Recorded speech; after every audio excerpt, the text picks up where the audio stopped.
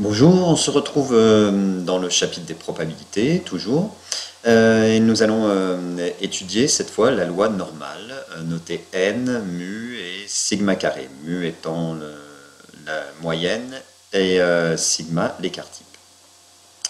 Alors pour cela, on considère une variable aléatoire grand Z. On dit qu'elle est appelée variable centrée réduite associée à xn. On va voir comment on définit tout ça. Alors, cette variable aléatoire xn, on suppose qu'elle suit une loi binomiale de paramètres n et p.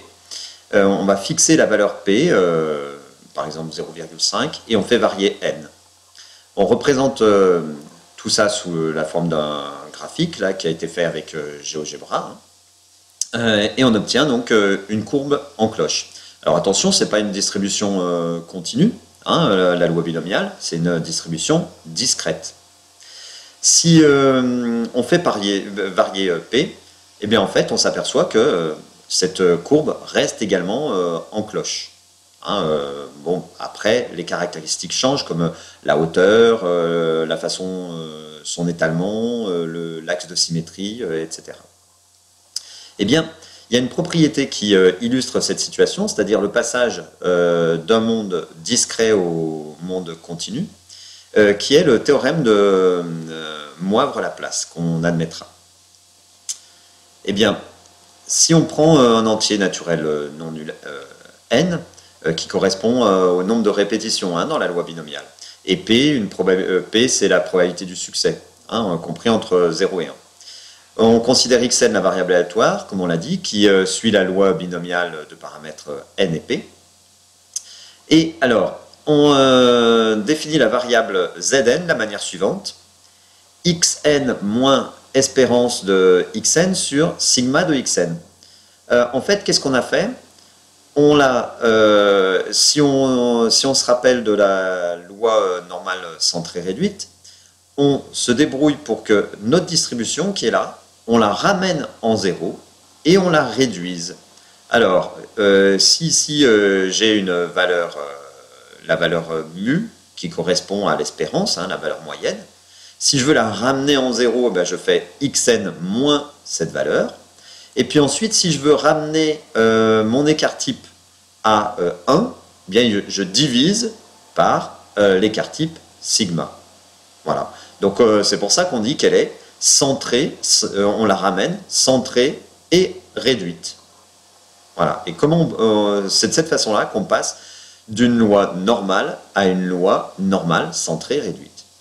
Alors on peut quand même remplacer l'espérance ici, on la connaît puisque c'est une loi binomiale. Donc c'est xn moins, quelle est l'espérance quand les paramètres sont n et p? C'est n fois p. Divisé par l'écart type, on le connaît aussi. L'écart type, c'est racine carrée de n fois p fois q, ou n fois p fois 1 moins p. Racine de n, p, facteur de 1 moins p. Et donc on dit à ce moment-là que Zn est la variable centrée réduite associée à la variable aléatoire xn. Maintenant, en termes de probabilité, eh bien, on a toujours notre formule, P de Zn compris entre A et B, ça sera l'intégrale entre A et B. Il faut prendre la distribution qui correspond à la loi normale centrée réduite, donc c'est 1 sur racine de 2pi exponentielle de moins x carré sur 2 dx. Voilà. Alors en termes d'approximation, eh bien, pour n très grand qui est plus grand que 30, p, alors plutôt bien compris entre 0 et 1, pas trop proche de 0, pas trop proche de 1, c'est-à-dire pas 0,001 ou 0,99, enfin voilà. Si le produit NP est plus grand que 5 et NPQ est plus grand que 5, à ce moment-là, on va dire que la loi normale constitue une bonne approximation de la loi binomiale. Et ça veut dire qu'on pourra, dans certains calculs de probabilité, remplacer la loi binomiale par la loi normale de paramètres par NP et racine de NPQ. Et donc quand on centre et qu'on réduit, eh bien en fait, les probabilités sont, quand n devient très grand, hein, quand n tend vers l'infini, c'est pour ça qu'on écrit le symbole environ, la probabilité de Zn, comprise entre A et B, est environ égale en l'infini à la probabilité de Z compris entre A et B, avec Z qui suit une loi normale, centrée, réduite, 0, 1. Voilà. Alors, la définition de notre loi normale. Une variable aléatoire grand X suit la loi normale de paramètres mu et sigma carré. Si la variable aléatoire que je vais centrer et réduire, c'est-à-dire X moins mu, là on centre, et on réduit, divisé par sigma, suit la loi normale n 0,1. Qu'est-ce qu'on a comme propriété avec ça? Eh bien, que l'espérance de cette loi normale, c'est mu, sa variance, c'est sigma carré, et son écart type, donc c'est sigma. Voilà. J'ai représenté là différentes courbes. Alors, la courbe de la loi normale mu sigma carré, c'est une courbe en cloche qui est symétrique par rapport à quoi? Par rapport à l'axe, par rapport à l'axe quoi? Oui, x égale mu, hein, la valeur moyenne. Dans la loi normale centrée réduite, c'était 0. Voyons maintenant ces courbes que j'ai représentées, toujours avec GeoGebra. Qu'est-ce qu'on s'aperçoit? Eh bien, qu'en fait, la courbe est d'autant plus resserrée de son axe de symétrie que l'écart type sigma est petit.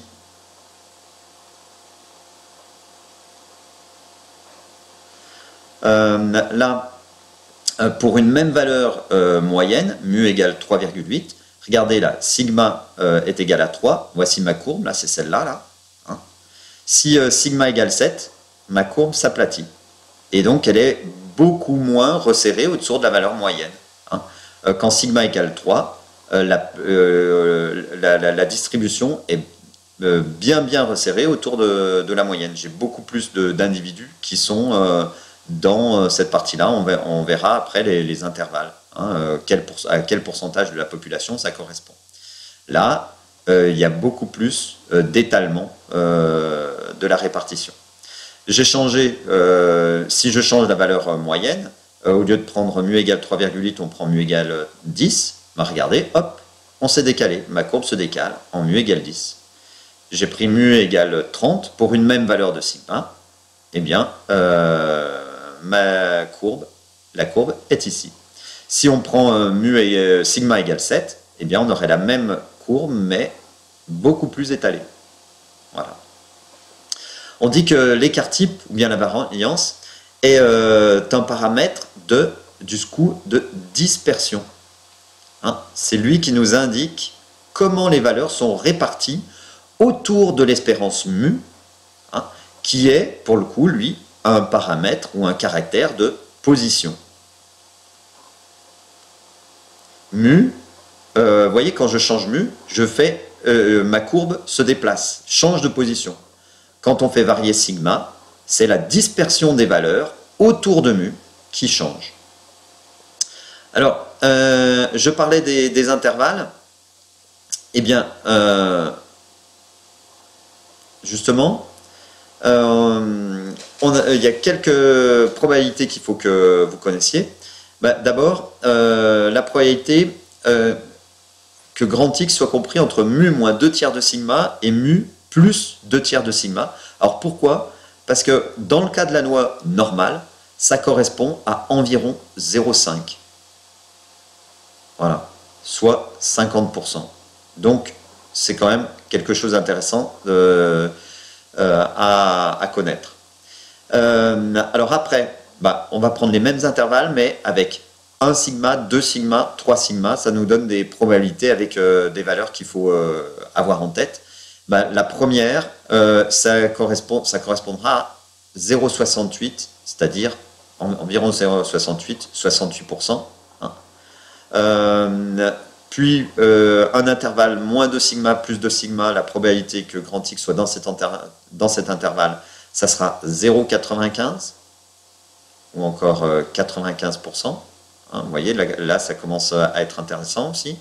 Et si mon intervalle, je prends moins 3 sigma plus 3 sigma, et qu'on rajoute mu à ceci, eh bien, à ce moment-là, on est à 0,997, soit 99,7% de la population qui sera, dans le cas de si grand X suit une loi normale, qui sera dans cet intervalle. Regardons là sur le schéma, l'intervalle. Donc j'ai pris, toujours avec GeoGebra, une distribution normale avec mu égale 3,8 et sigma égale 3. Et là, j'ai représenté l'intervalle mu moins sigma, mu plus sigma. Eh bien, voilà, là, on a 68% de la population qui est dans cette partie-là. Rappelez-vous, avec la plage dont je vous parlais une fois, eh bien, 68% de la population va être là, hein, si la mer est là. Et après, très peu vont aller le plus loin possible. Alors, démontrons ceci pour l'intervalle. Hop là, qu'est-ce que j'ai fait là? Pour l'intervalle, mu moins sigma, mu plus sigma. Eh bien, en fait, il faut centrer et réduire. Alors, pour centrer, on va se décaler de la manière suivante. C'est avec mu, hein, il faut jouer sur mu. Donc, ça veut dire que ça sera grand X moins mu, qui est compris entre moins sigma et plus sigma. En faisant ça, on centre. Et puis après, on réduit, rappelez-vous, en divisant par sigma. Donc si on divise par sigma, on va avoir grand X moins mu sur sigma, qui est positif, compris entre moins 1 et 1. Cette variable aléatoire grand X moins mu sur sigma, on va l'appeler Z. Hein, c'est la variable aléatoire qui est associée à grand X. Voilà. Et Z, à ce moment-là, suit une loi normale centrée réduite. N, 0, 1. Comme je ne connais pas de formule explicite de primitif, je ne peux pas faire le calcul de l'intégrale de A à B, etc. Hein, on l'a dit quand on a parlé de la loi normale centrée réduite. Donc, on est obligé d'utiliser la calculatrice ou un logiciel. Dans GeoGebra, on verra ça, qu'on peut rentrer les paramètres. Alors, dans la calculatrice, en fait, alors sur TI, bah, il faut chercher la variable distribution. Et alors sur 83+, c'est normal fréquence. Et sur TI 84, c'est normal. Alors, cumulé. Le C, il veut dire cumulé. Distribution. Et le D, distribution. Donc, qu'est-ce qu'on va rentrer comme paramètre? On va rentrer d'abord moins 1 et 1 qui correspondent à l'intervalle, puisque Z est compris entre moins 1 et 1. Et après, on rentre les paramètres de la loi normale centrée réduite. Alors, si ça avait été que la loi normale, bah, j'aurais rentré les paramètres de ma loi normale. Mais là, je rentre 0 et 1. 0 pour mu et 1 pour sigma. Même chose ici, on rentre moins 1, 1, 0 et 1. Sur Casio, il faut utiliser la touche option, OPTN. Hein.